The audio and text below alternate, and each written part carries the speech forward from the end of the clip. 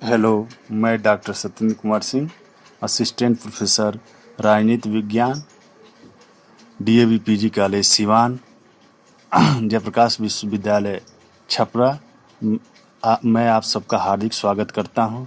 आज हम जयप्रकाश नारायण के प्रसिद्ध विचार संपूर्ण क्रांति के बारे में अध्ययन करेंगे। जयप्रकाश नारायण के संपूर्ण क्रांति से संबंधित विचार सामाजिक परिवर्तन पर गांधीवादी दृष्टिकोण का ही एक प्रकार से विस्तार है। सामाजिक परिवर्तन के स्वरूप और सीमा क्षेत्र की परिभाषा देने के लिए जयप्रकाश नारायण ने संपूर्ण क्रांति का विचार प्रस्तुत किया। संपूर्ण क्रांति का तात्पर्य यह है कि जीवन के किसी एक क्षेत्र में नहीं परिवर्तन नहीं, बल्कि सारे जीवन से संबंधित संपूर्ण क्षेत्र यानी टोटलिटी में परिवर्तन होना चाहिए। चाहे वह क्षेत्र सामाजिक हो, आर्थिक हो, वैचारिक हो, सांस्कृतिक हो, हर क्षेत्र में मनुष्य के से संबंधित क्षेत्र में तब्दीली आनी चाहिए, परिवर्तन आनी चाहिए।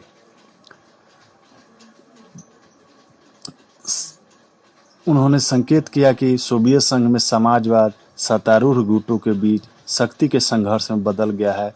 इस विकृत और भ्रष्ट समाजवाद ने वहां राजनीतिक शक्ति के भारी जमाव के साथ साथ आर्थिक शक्ति को भी एक ही जगह पर केंद्रित कर दिया है। समाजवाद के नाम पर सर्वाधिकारवाद का यह घिनौना रूप हमें यह चेतावनी देता है कि लोकतांत्रिक समाजवाद को सार्थक करने के लिए आर्थिक शक्ति का विकेंद्रीकरण और स्थानांतरण सर्वथा आवश्यक है। संपूर्ण क्रांति की संकल्पना यह व्यक्त करती है कि केवल शासन व्यवस्था को बदल देने या एक सरकार की जगह दूसरी सरकार स्थापित कर देने से समाज का उद्धार नहीं होगा। इसके लिए संपूर्ण समाज व्यवस्था को बदलना होगा। आर्थिक विषमता और सामाजिक भेदभाव को जड़ से मिटाना होगा। इस परिवर्तन को गति देने के लिए जयप्रकाश नारायण ने युवा शक्ति का आह्वान किया, जिसे जन शक्ति को अपने साथ लेकर राज्य शक्ति के विरुद्ध संघर्ष करना होगा।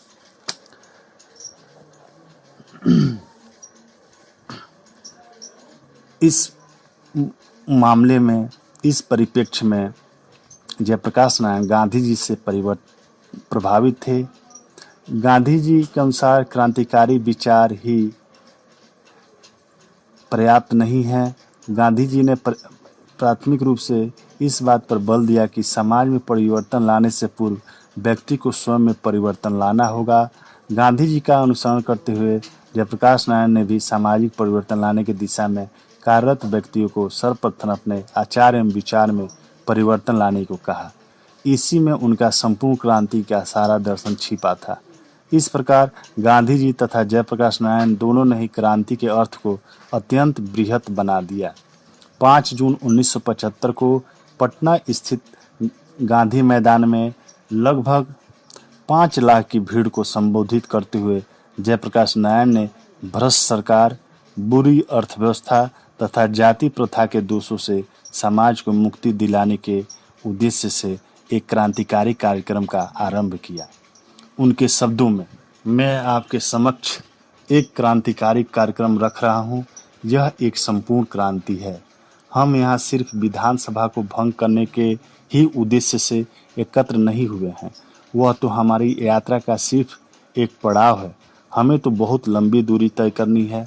स्वतंत्रता के 27 वर्षों के बाद भी इस देश की जनता भूख, महंगाई तथा भ्रष्टाचार से पीड़ित है। कोई भी कार्य बिना रिश्वत दिए नहीं होता है। जनता सभी प्रकार के अन्याय से त्रस्त है। हमारे शिक्षा संस्थान भ्रष्ट हैं। हजारों युवा विद्यार्थियों का जीवन अधर में लटका है। वे अंधकारमय भविष्य का सामना कर रहे हैं। प्रत्येक दिन बेरोजगारी में वृद्धि हो रही है। गरीबी हटाओ का नारा तो दिया गया है, परंतु गरीबी बढ़ती जा रही है। गरीबों की संख्या में वृद्धि हो रही है। भूमिहीन की संख्या भी बढ़ती जा रही है। छोटे किसान निर्धनता तथा बर्बादी के कगार पर पहुंच गए हैं। अतः हम एक संपूर्ण क्रांति चाहते हैं, उससे कम कुछ भी नहीं। इसके लिए जयप्रकाश नारायण ने एक ठोस योजना का प्रारूप भी प्रस्तुत किया। जैसे जो उन्होंने प्रारूप प्रस्तुत किया, उसका पहला बिंदु है विधानसभाओं को भंग करना। दूसरा बिंदु है सरकार के कार्यकलापों को ठप करना। तीसरा बिंदु है विश्वविद्यालय तथा महाविद्यालयों को 1 वर्ष के लिए बंद करना। चौथा बिंदु है लोगों को संगठित करना तथा लोगों की प्रतिदिन की आवश्यकताओं की पूर्ति के लिए संगठनों को चलाना। 5वां बिंदु है निर्धनों तथा दुर्बलों की समस्याओं का समाधान करना। 6ठा बिंदु है समाज में नैतिक मूल्यों का प्रचार करना। जयप्रकाश नारायण ने इस मुहिम को 1942 के आंदोलन की पुनरावृत्ति की संज्ञा दी। उन्होंने विद्यार्थियों से 1 वर्ष के लिए अपनी पढ़ाई छोड़कर संकटग्रस्त राष्ट्र के पुनर्निर्माण में सहयोग करने को कहा। जयप्रकाश नारायण के शब्दों में, गांधी जी ने लोगों से असहयोग करने को कहा। मैं सिर्फ 1 वर्ष मांगता हूं, अगर आप 1 वर्ष भी नहीं दे सकते हैं तब कुछ भी नहीं हो सकेगा। जयप्रकाश नारायण के अनुसार संपूर्ण क्रांति से समाज तथा व्यक्ति के जीवन का कोई भी पहलू अछूता नहीं रहेगा। दूसरे शब्दों में, उनका आंदोलन सिर्फ सरकार परिवर्तन में ही विश्वास नहीं करता, बल्कि व्यक्तिगत तथा सामूहिक दोनों रूपों में समाज परिवर्तन चाहता है। जयप्रकाश नारायण ने 7 क्षेत्रों में क्रांति की एक सम्मिलित योजना प्रस्तुत की, जिसका सफल क्रियान्वयन व्यक्ति के लिए सांस्कृतिक सृजनात्मकता, नैतिक स्वायत्तता तथा आध्यात्मिक स्वतंत्रता सुनिश्चित करेगा। उनके अनुसार संपूर्ण क्रांति मानव जीवन के 7 भिन्न क्षेत्रों को अपने में समाहित करती है। ये क्षेत्र हैं सामाजिक, आर्थिक, राजनीतिक, सांस्कृतिक, वैचारिक अथवा बौद्धिक, शिक्षा तथा आध्यात्मिक। संपूर्ण क्रांति की जड़ें जयप्रकाश नारायण के लगभग आधी शताब्दी लंबे राजनीतिक एवं सामाजिक जीवन में निर्मित विभिन्न योजनाओं, कार्यक्रमों तथा घोषणा पत्रों में पाई जा सकती है। 1953 में जेपी जवाहरलाल वार्ता के समय उनके द्वारा निर्मित 14 सूत्री कार्यक्रम में भी संपूर्ण क्रांति से संबंधित मुख्य विचारों के बीज पाए जा सकते हैं। संपूर्ण क्रांति के विभिन्न पहलुओं में निहित मुद्दों, मांगों, पद्धतियों तथा तकनीकों का बहुत सारे बिंदु हैं, जिसमें जीवन के प्रत्येक क्षेत्र, चाहे वह क्षेत्र सामाजिक हो, आर्थिक हो, राजनीतिक हो, सांस्कृतिक हो, वैचारिक हो, शिक्षा तथा आध्यात्मिक क्षेत्र से जुड़ा हुआ है। यानी जयप्रकाश नारायण के विचारधारा, इस संपूर्ण क्रांति की विचारधारा यह जोड़ देती है कि केवल राजनीतिक क्षेत्र या सामाजिक परिवर्तन कर देने से ही समाज में बदलाव नहीं आएगा, तब्दीली नहीं आएगी, बल्कि मनुष्य के जीवन से संबंधित हर क्षेत्र में, हर जो मनुष्य का जीवन से संबंधित जो प्रत्येक आयाम है उसमें परिवर्तन आनी चाहिए, तब्दीली आनी चाहिए, तभी एक अच्छे और सुनहले भविष्य का, मनुष्य के भविष्य का निर्माण किया जा सकता है। इसलिए उन्होंने एक अच्छे और एक सुनहले भविष्य के, सुनहले भारत के निर्माण करने के लिए संपूर्ण क्रांति का नारा दिया था। जयप्रकाश नारायण के जीवन का संपूर्ण क्रांति का काल उनके भूदान आंदोलन के दिनों के पूर्व के आक्रामक तेवर तथा गतिशील की ओर अधिक प्रबल बनाता है। ऐसा प्रतीत होता है कि 1954 से 1973 तक के 2 दशकों का समय सूक्ष्म स्तर पर सामाजिक प्रयोग के वर्ष थे। संपूर्ण क्रांति का सिद्धांत समाजवादी क्रांतिकारी गतिशीलता तथा सर्वोदय युग के कृषि ग्रामीण यथार्थ का सम्मिश्रण था। संपूर्ण क्रांति का दर्शन एवं तकनीकी वास्तव में व्यापक तथा संपूर्ण है।